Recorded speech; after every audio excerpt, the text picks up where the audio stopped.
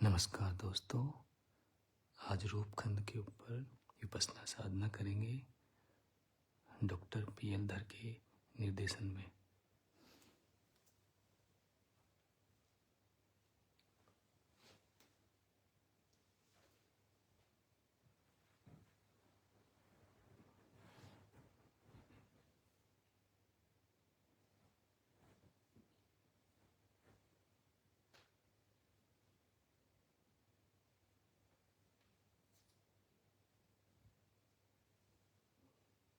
In our practice, the third instruction, Sambhakaya Pratisamveti, Asasya Sami Visikati, Sambhakaya Pratisamveti, Asasya Sami Visikati।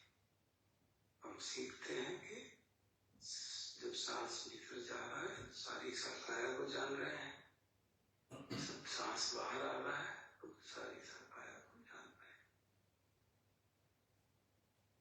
पहले बहुत अभ्यास कर चुके हैं तो मालूम है, बेली ब्रीदिंग करते हुए बेली में एक्सपेंड होगी, कॉन्ट्रैक्ट होगी, उसके साथ साथ धीरे धीरे बाकी शरीर में भी कुछ ना कुछ महसूस होने लगता है associated with the breathing process.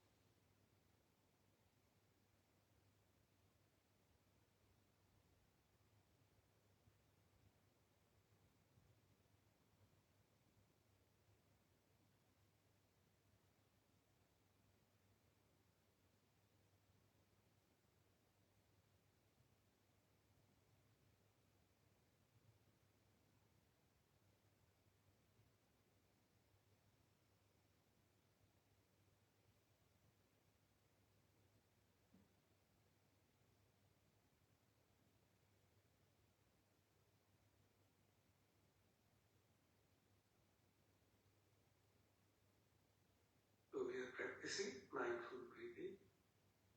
गुरु से एक तरह से सांस आता है, हम जानते हैं सांस आ रहा है और शरीर पे क्या असर पड़ रहा है उसको जानते हैं। इसी तरह सांस बाहर जाता है, वो क्या असर पड़ रहा है उसको जान रहे हैं। उससे धीरे धीरे मन शांत हो जाता है, काया भी शांत हो जाता है, तो आधार बन जाता है हम इन्वेस्टिगेशन कर सकें, 5 खंडों पे हम शुरू कर सकते हैं।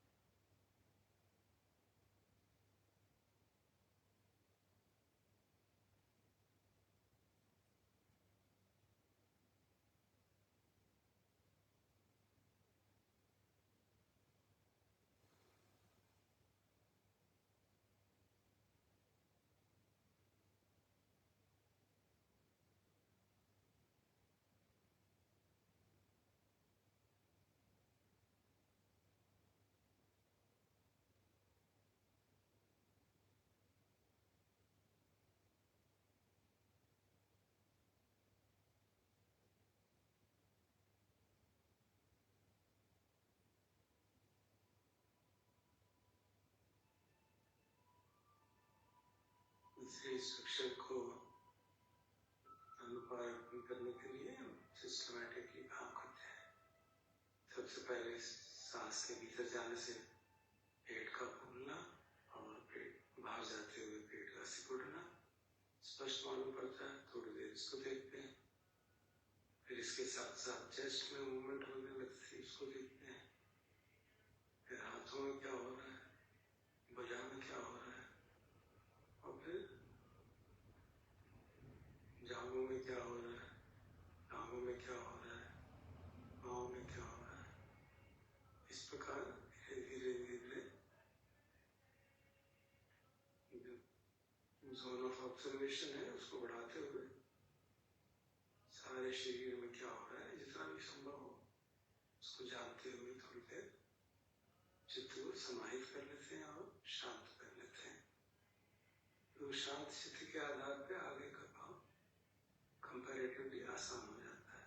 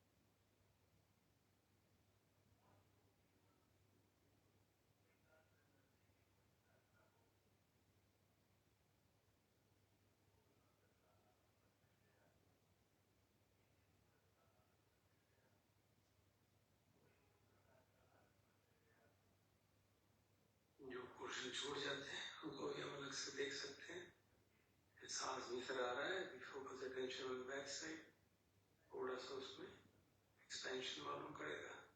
बाहर जा रहे हैं तो थोड़ा सा कंट्रैक्शन मालूम पड़ेगा। इस प्रकार से सारे शरीर को सिर में भी देख सकते हैं ना, ग्लोबल सेंस, नॉट पॉइंटेड। पूरा सिर को एक साथ, पूरे फेस को एक साथ देखते हुए सांस भीतर आ रहा है, थोड़ा सा एक्सपेंशन, थोड़ा सा कंट्रैक्शन।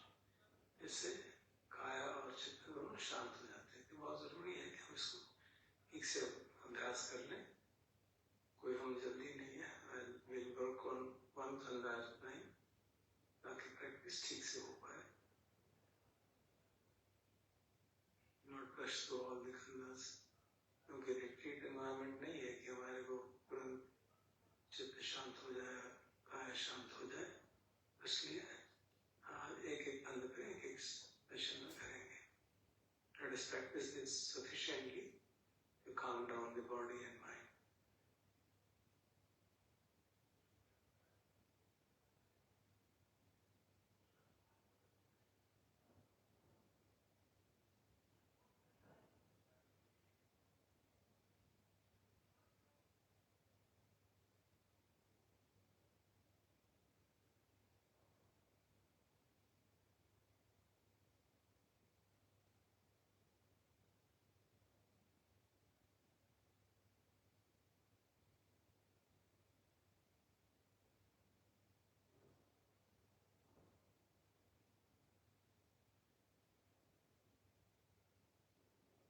हम शांति चित्त से बैठे हैं और इंतजार कर रहे हैं सांस आएगा। जैसे ही सांस आता है उसके प्रभाव सारे शरीर पे जो हो रहा है वो मालूम पड़ने लगता है। यही करना है बगैर कोई एक्सेसिव एफर्ट किए, चित्त की शांति, चित्त की समत्व भाव बनाए हुए।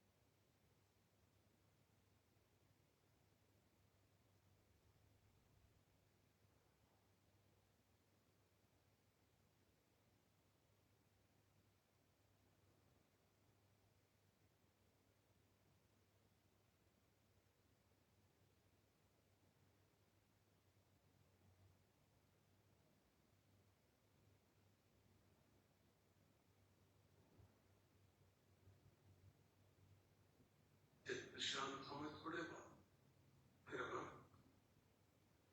ब्रह्मानुपश्ना अन्नभवम की इंस्ट्रक्शन को समझते हैं। बड़ी संक्षेप में है वहां की इंस्ट्रक्शन। इति रूपम, इति रूपस्य समुदय, इति रूपस्य अंगम। और इसी तरह से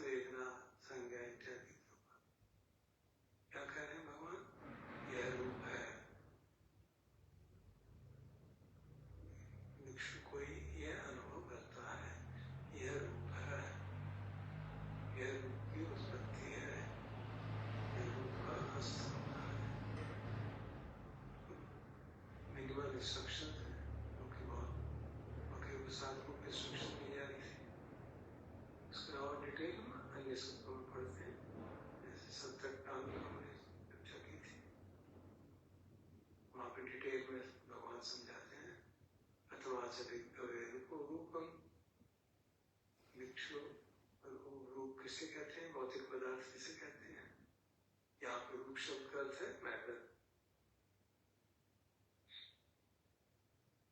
आया। चत्तारो च महाभूता चतुर्नन च महाभूतानां उपादाय रूपम इदं उच्यते विक्तवे रूपम। ऐसे बच्चों को पढ़ाते हैं, वैसे समझा रहे हैं। चार महाभूत और उससे उत्पन्न होने वाले एडिशनल मटेरियल प्रॉपर्टीज, उसको रूप कहते हैं। तो अगर हमें रूप का अनुभव करना है तो चार महाभूतों का अनुभव करना होगा।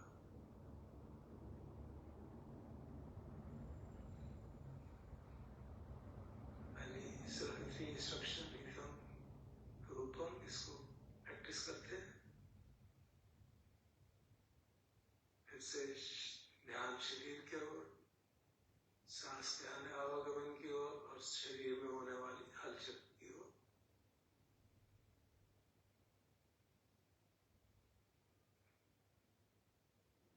सबसे पहले सारे शरीर को as a whole solid entity zoom out होकर देखते हैं,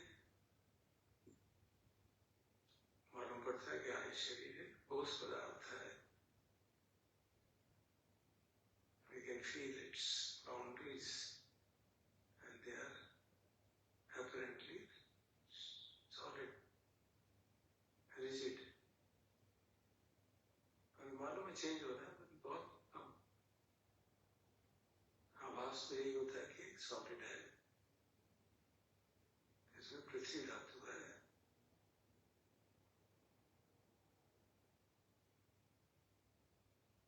पृथ्वी धातु का बहुत तरस हो रहा है, बैठे हुए हैं तो शरीर का वजन कुशन पे या कुर्सी पे है तो मालूम पड़ता है, वहां पे दबाव मालूम पड़ता है, रेजिस्टेंस मालूम पड़ता है।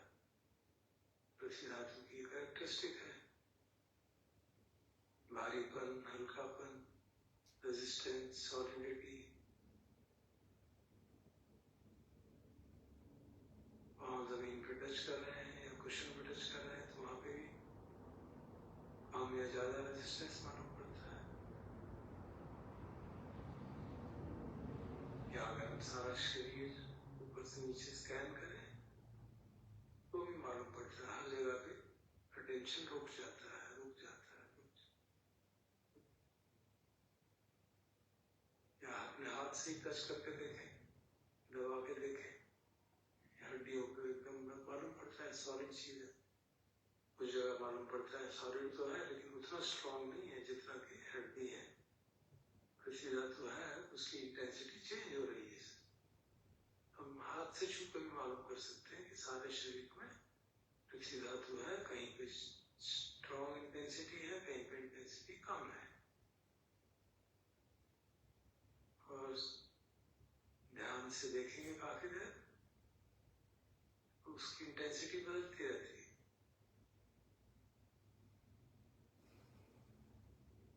करके देखते हैं थोड़ी देर, क्या पृथ्वी धातु की इंटेंसिटी बदलती रहती है, कहाँ कहाँ पर पृथ्वी धातु है, जो सब जगह जहाँ जहाँ पे स्पष्ट मालूम पड़ती है।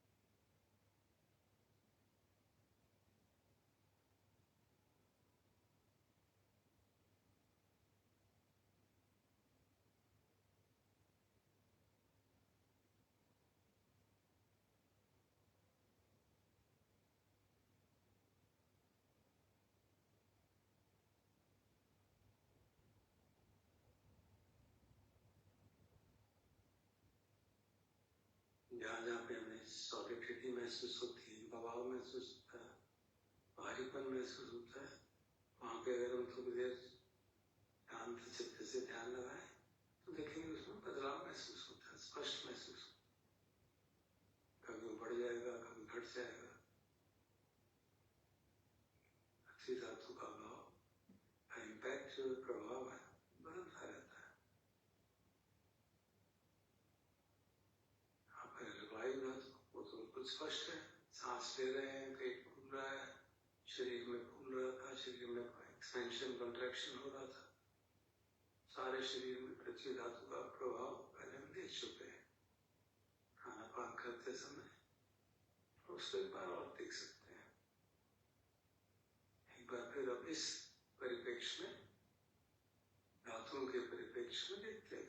पहले हम चित्त को शांत करने के लिए देख रहे थे, हम उसको एक धातु के रूप में, वायु धातु का क्या असर हो रहा है, शरीर में वायु धातु प्रवेश कर रही है, बढ़ रहा है, वायु धातु बढ़ रही है, फिर बाहर सांस बाहर जाता है, बढ़ जाती है, वो तो स्पष्ट मालूम पड़ता है। एक बार फिर उसको उस परिप्रेक्ष्य में, उस पर्सपेक्टिव से देखते हैं।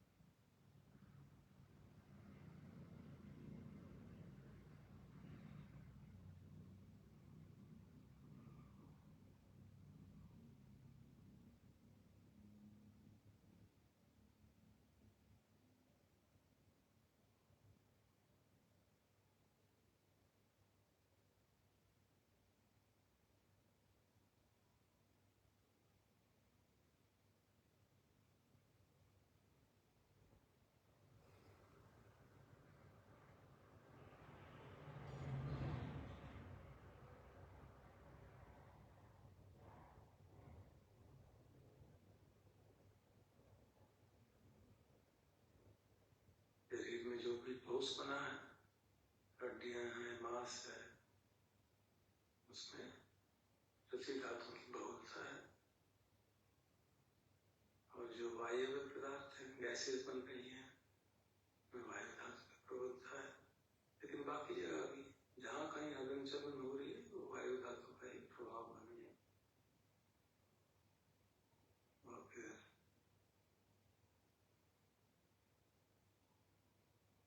कोहिजन, प्राइमरी क्वालिटी आपको धातु की कोहिजन मानी जाती है, चीज को जोड़ के रखना।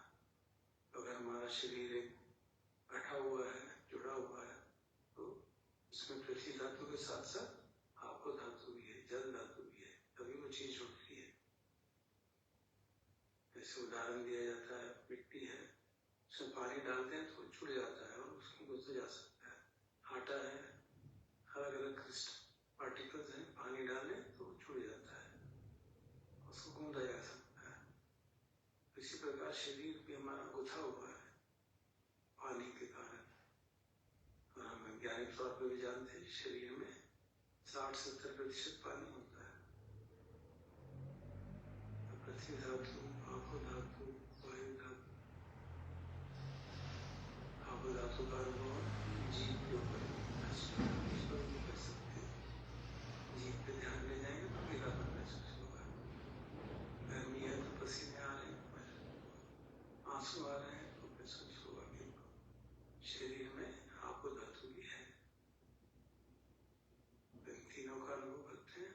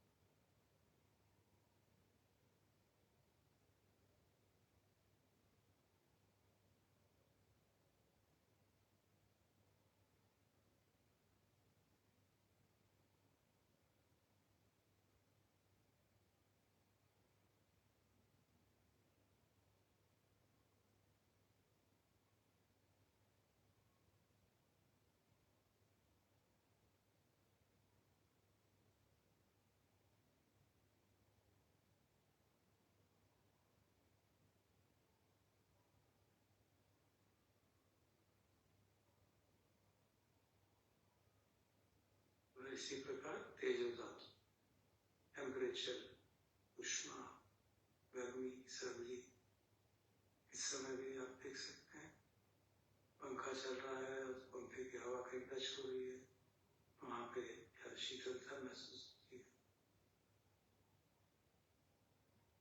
शरीर में कहीं पे भी टच हो रहा है तो सबसे पहले टेम्परेचर ही महसूस होता है।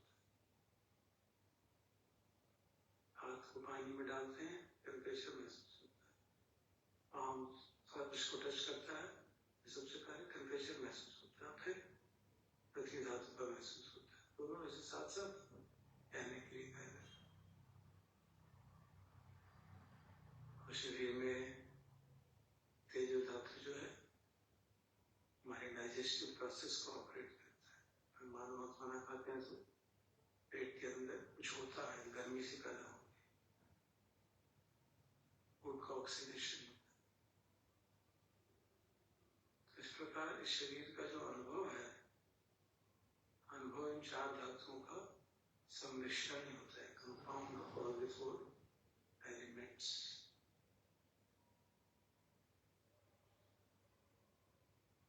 उसको बताती है। तो शरीर जो है चार धातुओं का सम्मिश्रण है, का मतलब है शरीर का अनुभव जो है इस तरह इन चार तरह के अनुभवों से ही बनता है। हमेशा चारों धातुएं इकट्ठी होती है, सहजात है, अन्यमन्य है, तो हर जगह, हर परिस्थिति में, हर मैटर में चारों धातु उपलब्ध रहती हैं, उनकी इंटेंसिटी चेंज होती है। ये हमारी काया का सत्य है और यही हर मैटर का सत्य है। बाहर कुछ भी रख लीजिए, सजीव हो, निर्जीव हो, एक बाल उठा लीजिए, एक पत्थर उठा लीजिए, उसके अंदर भी यही सब धातु, यही सब अनुभव होंगे। ये टेबल है, इसको छुएंगे तो मालूम पड़ेगा भारीपन है।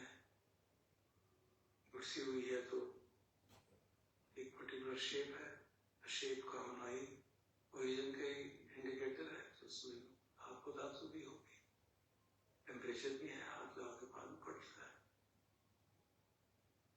वायु धातु नहीं मालूम पड़ती कि उसमें कुछ मूवमेंट हो रही, क्योंकि सॉलिडिटी बहुत ज्यादा है। लेकिन मॉलिक्यूलर लेवल पे जिससे ज्ञान पड़ा है तो मालूम है अंदर मूवमेंट बहुत हो रही है। जो आधुनिक विज्ञान कहता है उसी का फेनोमेनोलॉजिकल व्यू भगवान की शिक्षा में, और ये बदल रहे हैं, हमने देखा अनित्य है, कंटिन्यूअसली बदल, शरीर हमारा कंटिन्यूअसली बदल रहा है।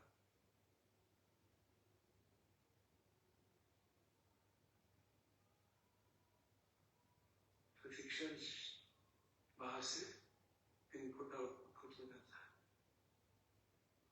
सेकेंड इंस्ट्रक्शन जो है आहार समुदय रूप समुदय, आहार निरोध रूप निरोध।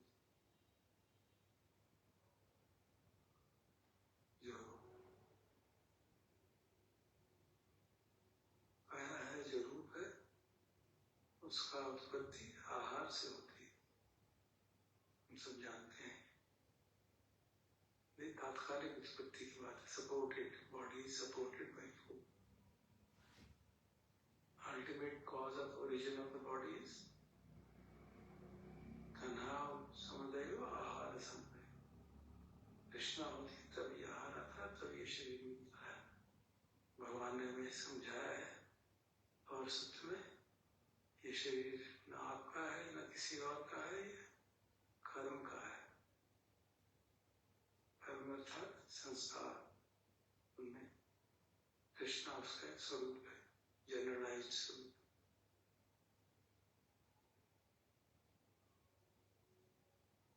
अगर हम सारी शिक्षा का अवलोकन करें, महानिदान सुत्ता, पटिच्च समुत्पाद, संखार बच्चे अविज्ञानम, विज्ञान बच्चे नाम, कुछ हद तक ये अनुभव में आता है कि जब गुस्सा जागता है तो शरीर में चेंजेस होते हैं, मैथिली जागती है तो चेंजेस होते हैं, वासना जाती है तो शरीर में चेंजेस होते हैं, सबको अनुभव है।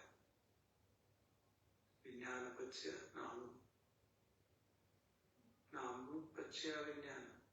शरीर बीमार हो जाता है तो मन पे असर होने लगता है।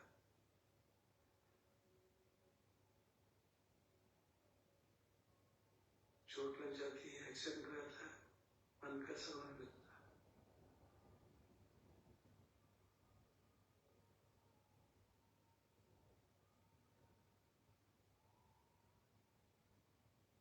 और जिसकी उत्पत्ति और क्षय कारणों से हो, उसको क्या मैं अपना कह सकता हूँ? मुख्य बात जो भगवान हमारे को बताना चाहते हैं हर एक खंड के बारे में, ये अनित्य है, अनित्य होने के कारण दुख है, हमेशा अबाइडिंग हैप्पीनेस नहीं देगा, और अनात्मा है, हमारे कंट्रोल में नहीं है। क्योंकि प्रकृति के नियमों के अनुसार सांस आता है, जाता है, भोजन करते हैं, एक्सक्रीट करते हैं, गर्मी होती है उसका असर होता है, सर्दी होती है उसका असर होता है, चित्त में गुस्सा जागता है उसका असर होता है। प्रतिक्षण शरीर बदल रहा है, प्राकृतिक कारणों से बदल रहा है, ऐसे कारणों से जिनका हम भी जिसके कोई कंट्रोल नहीं है।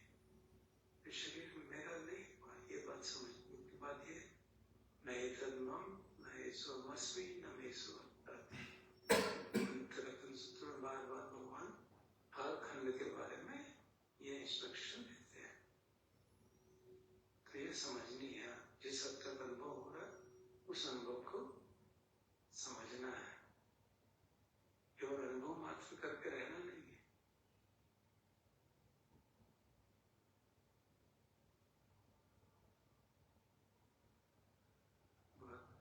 सत्याठान सूत्र में और भगवान समझाते हैं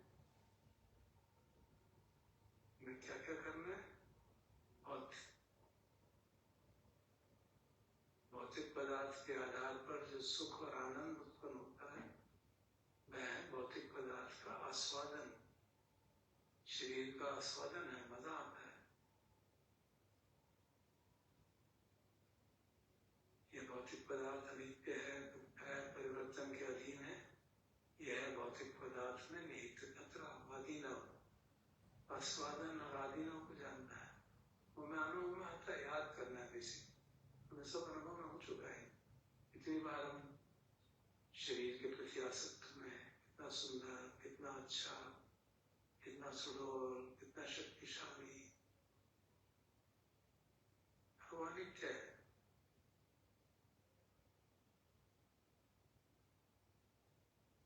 दुनिया का एक समय में सबसे शक्तिशाली व्यक्ति था कैसियस क्ले, मोहम्मद अली। जब रिटायर हो गया तो उसको पार्किंसन डिजीज हो गई, हाथ हिलते कांपने लगे उससे। जिस हाथ में इतना मुक्का था कि सामने कोई खड़ा नहीं हो सकता था, उस हाथ से वो चीजें उठा नहीं सकता था। अनित्य है भाई, दुख है।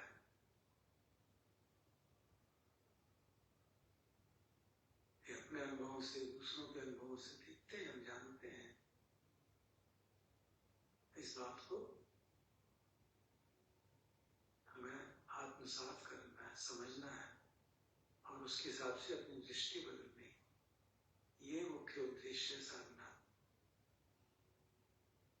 न ये तन्मम, न ये स्वमस्मि, न ये स्वात्मा। भगवान की शिक्षा के आधार पे, अपने अनुभवों के आधार पे, साधना के अनुभवों के आधार पे, जीवन के अनुभवों के आधार पे इस दृष्टिकोण को परिपक्व करेंगे। और इसके अंदर जितना आस्वादन लेंगे उतना ही खतरा है। तात्कालिक दुख होगा क्योंकि अनित्य है, और परमार्थ में रूप में एक और जन्म मिल जाएगा। अनहा पच्य उपादान पच्य भव। तो जो हमारी साधना का उद्देश्य था, जन्म मरण के चक्र से निकलना, शरीर के प्रति आस्वादन किया, उसमें तृष्णा जगाई, तो वो उद्देश्य और दूर चला गया।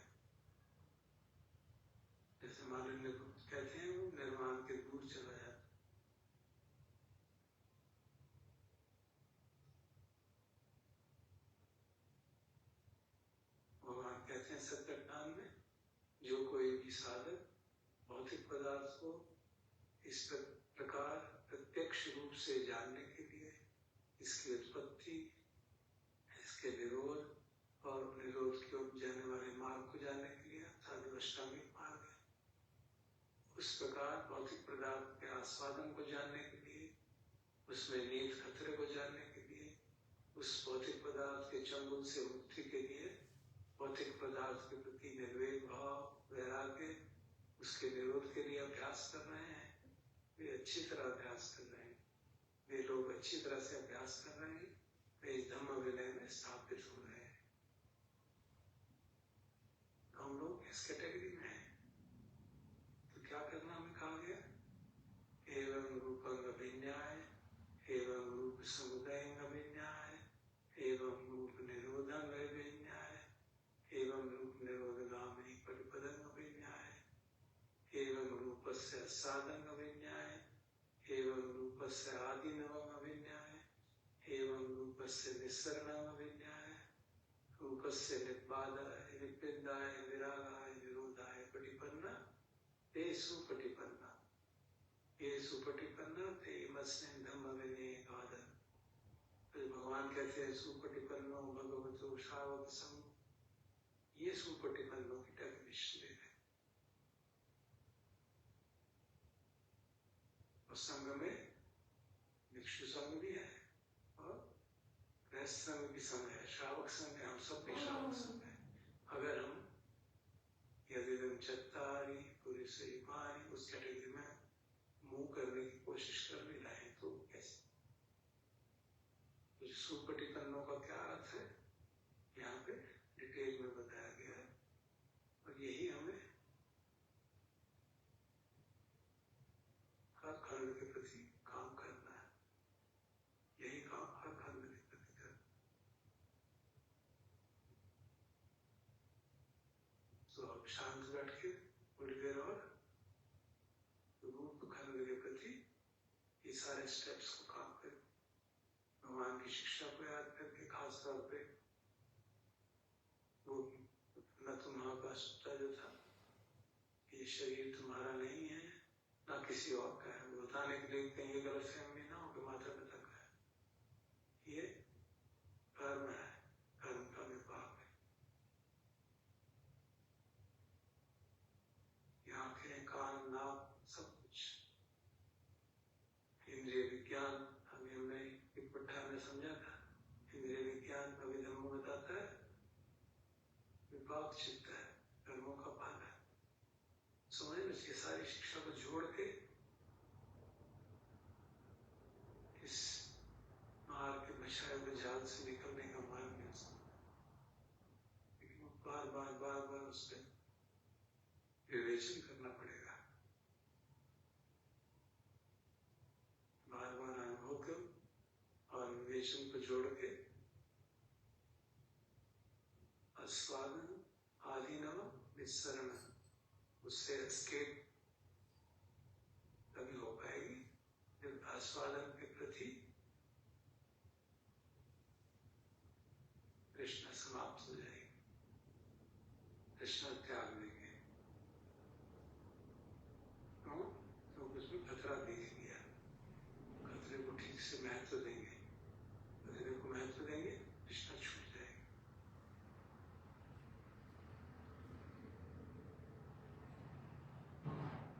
एक बार रूप में पढ़ देता हूँ, यम रूपम पटिच्चोपद्यति सुखं सोमनस्य हयं रूपस्य अस्सादो। रूप के आधार पर जो सुख जागता है, मन में प्रसन्नता जागती है, वह है आस्वादन। यं रूपम अनित्यं दुःखं विपरिणाम धम्म हयं रूपस्य आदिनवो। ये रूप जो है अनित्य है, दुख है, परिवर्तनशील है, ये इसमें खतरा है।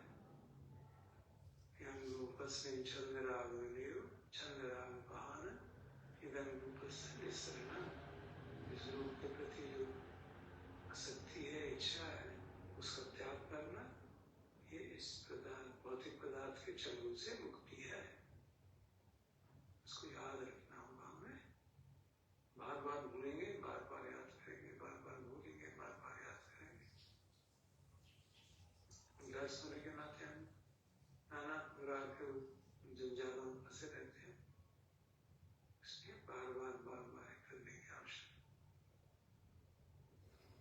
5 मिनट और चुपचाप बैठे, फिर hand over to Nikhil at 6:45.